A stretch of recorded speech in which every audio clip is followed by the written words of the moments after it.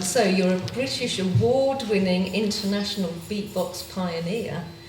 You're an artist and host, and you've been widely considered to have been the first beatboxer from the UK. You're the creator of Television, the first media platform of its kind for music, street culture and the sport in art. And from MC to DJ culture and sound system clashing to graffiti and breakdance battles. You do weekly podcasts, documentaries and live streams from across musical genre, and Television is your home for street culture and the sport in art. So welcome. And you're said to be widely known as the first beatboxer in the UK. Does that mean that you have beats or noises that are entirely attributed to you? Yeah, I mean, there's sounds out there that are called the Killa Kela snare, which of course, like any scene, evolves. But yeah, there's a direct response. I came in at a time where, you know, there was no commercial beatboxing at all. You know, I would argue that it would be like I was one of 4 people globally. So when did you start? I started professionally around 98, 99. You know, if it was medieval times, I would have been burnt at the stake. This thing that you do with your mouth wasn't like a normal. Taxi drivers, you'd say what you did for a living, and they just, it would be a conversation killer. So what was that? So what was your path into the music industry? I had no path. I had no path in the industry. I'd always beatboxed as a kid from like the age of 7 or 8, from what I remember.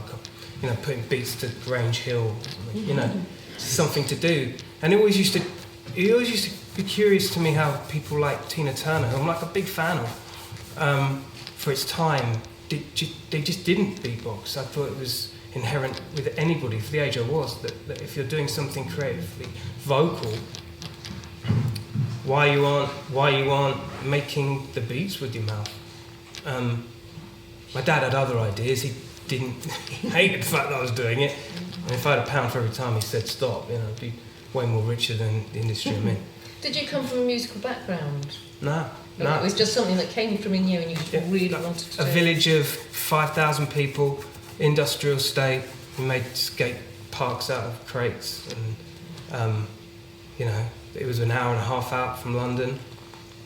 Reasonably working class, all white village.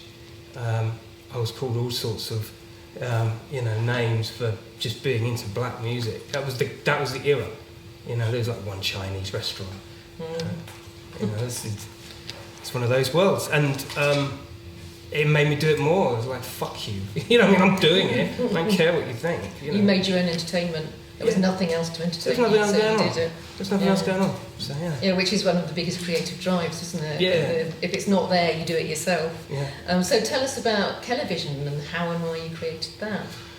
Well, after 20 plus years of touring and doing beatbox shows across mixed disciplines, vocal disciplines, mixed events, and whether it's breakdancing or DJ battles, drum and bass and hip hop, I realised that you achieve such highest acclaim, and like any art form, you've got to pass the baton on and preserve what you've learned.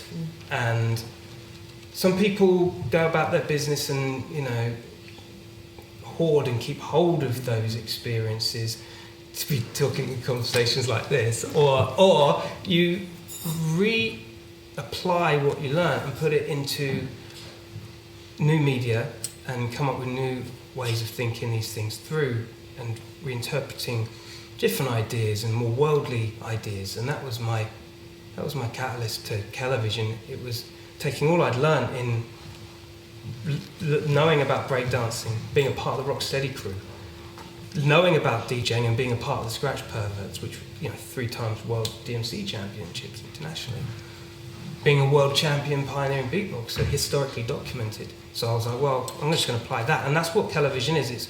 It's the sport mentality in our art, in the things that we do, whether it's sound system clashing or, I love that competitive, I mean? Like, I'm all about diversity, I'm all about inclusiveness. But if you're stepping in the octagon to battle, I don't care what colour, you better be fucking good. Be great at what you're doing, because you know, these are easy to enter cultures. You know, you can get a spray can, you can spray a wall. You can put some, you know, sloppy Adidas on and you can break dance to a comparable state. But if you're really about it, that's what I'm about. And that's the sport in art, is when you're contesting with someone else. Yeah, it's the 8 Mile effect, you know. Yeah. Mum's spaghetti. And how important is the concept of community to what you do? It's everything. Like, if you don't have, you know, you just got to stay faithful to the few. You know? And it's all about having a greater understanding of what makes them people tick. Why they get up in the morning and do that? What is it about that repetition in their lives? Why do graffiti writers go out all night and they're like hooligans of the street culture. They're like, they go out and they batter your high street and then wake up in the morning still unfulfilled. What is that about? Yeah. Have you got any advice for anyone looking to succeed in the music industry? Repetition is key. Keep doing it. Just go over and over and over and over again. Just keep going. It's a 7-year campaign, that's 10,000 hours, right? So just keep doing that. You might see some money after the first 5 years if you're lucky. Keep going. And then eventually it won't be the thing that you've been doing that gets you the attention. It'll be something completely different. But you had to get there to make those mistakes and get that point. Tenacity. Tenaciousness is everything. I think that's a competitive element to everything I do. But how much is setting up your platform and its success relied on partnerships, which is the other side of competitiveness? Partnerships? Yeah. How much has it relied on it? I mean, that's a luxury when you get to a point of doing it all on your own without any distraction, non-compromise, not much delegation.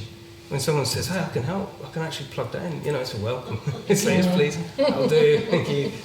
And I guess that's it, isn't it? There's always festivals and there's events which are happening, and that's where you find those collaborators and partners. Yeah, I guess so. You can find them there. You can find them in the most unexpected of places. It's about showing up, isn't it? It's about being present at every... You can't always say yes to everything, but, you know, the strangest of things will... You know, you read in a newspaper something that captures you, and then next thing you're down here doing it, and we're here. And what kinds of things are you doing at the moment, and what have you got in the pipeline for the future? Currently about to launch a new project with a rapper called Harry Shotter, who's a really big drum and bass hip hop artist, and DJ Prime Cuts, who is a world champion scratch DJ. We've got a new collaboration called Roadblock that's coming out today, that's dropping today, and that's just been signed by an agency, which I'm really excited about. So I haven't really done a lot of, you know, I've been reasonably exclusive to doing beatbox stuff. Not of any decision of mine, it's just, you know, it's all seasonal, right? So that's really exciting because it means I can go back to what I know I can really do. And then I'm really building on the idea of a street culture platform, like street culture TV. I'm still trying to figure that out in my head, but something that umbrellas all of this that's going on. It's the 50 years of hip hop. 2024 is the Olympics, taking breakdancing to France as an Olympic sport. Not a lot of people know that, which is bonkers. Is you part of Breaking Convention? That's again? Are you part of Breaking Convention? No, I'm part of Undisputed. Oh. I host a lot of breakdance events as well.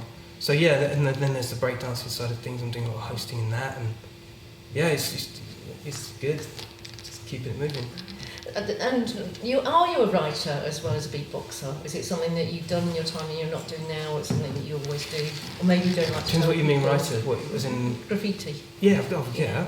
Okay, so that's part of your practice too. Oh, is it? Yeah. I was only a graffiti writer up to a year ago. But I was talking, I've done 450 plus podcasts. And till this point, at least half of them were graffiti writers. So I thought, well, you know, let's see what it's about. So that's a new thing for you? Yeah. It's fun. I mean, it doesn't keep me entirely out of trouble, but I'm not really in it for that. It's more to throw it back into the conversation, so I have more of an understanding. And presumably you see a bit of wall and you want to put something on it. What is it that inspires you to do that? No, it doesn't make me want to do it. It doesn't. I don't see a plot and I'm like, oh yeah, that'll. I do. Yeah, see, I don't know. It's more the process that interests me. It's getting into the mind of the people that really do it. That's what I really like. I would never put my hand to saying I do that. I've got enough things I do, but I would have never. That's a whole different discipline and different mindset, and that's something that was the reason why I had put my hand to it, was because I want to really get close to the to the people that do it. It's another collaboration. Yeah. I've got a really stupid question now, because I don't know whether he would be allowed. Could you go to a Mums That Rave gig, or is it only women?